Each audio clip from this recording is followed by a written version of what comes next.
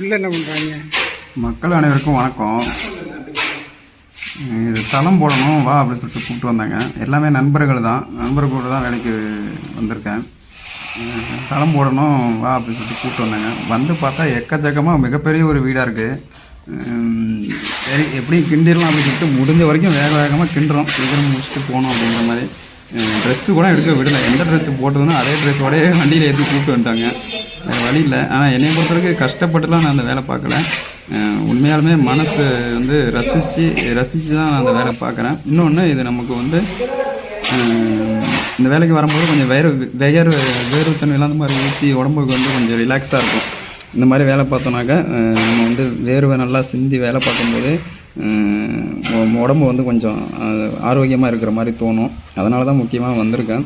காசுக்கு காசும் ஆச்சு, வேலைக்கு வேலையாச்சு அப்படிங்கிற மாதிரி வந்திருக்கேன். சரி வீட்டில் சும்மா தானே ஞாயிற்றுக்கிழமை லீவு வரலாம் அப்படிங்கிற மாதிரி வந்திருக்கேன்.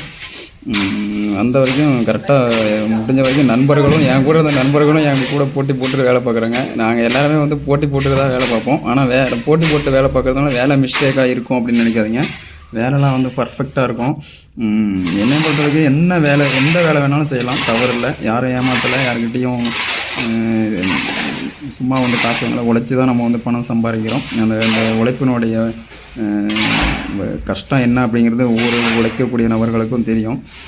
உழைச்சி வந்து எந்த வேலை வேணாலும் பார்க்கலாம். எந்த வேலையும் வந்து அவமானம் கிடையாது, அசிங்கம் கிடையாது. எந்த வேலை பார்க்கணுமோ அதுதான் நமக்கு சோறு போடும் அப்படின்னு நான் நம்புகிறேன். என்னை பொறுத்தளவுக்கு இது வந்து ஒரு உடற்பயிற்சி. உடம்பை வந்து ஆடி தெரிஞ்சு பசங்க கூட வந்து ஜாலியாக வந்து வேலை பார்க்கணும் அப்படிங்கிற ஒரு மைண்ட் செட்டுக்கு தான் வந்திருக்கேன்.